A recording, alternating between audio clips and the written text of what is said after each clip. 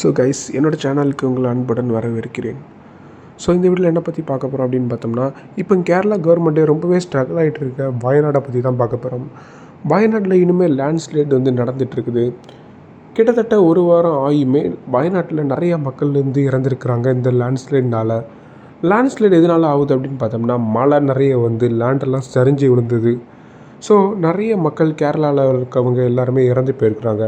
So Kerala government என்ன எதிர்பார்க்கு அப்படின்னு பார்த்தோம்னா, அந்த மக்களுக்கு ஒரு ஃபண்ட் எதிர்பார்க்குது. ஃபண்டு மட்டும் இல்லாமல் ஒரு ஒற்றுமை, அதாவது அந்த மக்களுக்கு கொடுக்க வேண்டிய உணவு, துணி எல்லாமே எதிர்பார்க்குறாங்க.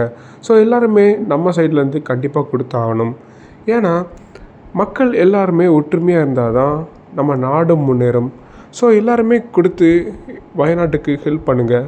உங்கள் கான்ட்ரிபியூஷன் தான் வயநாட்டுக்கு ரொம்பவே ஒரு முக்கியமான இதாகும்.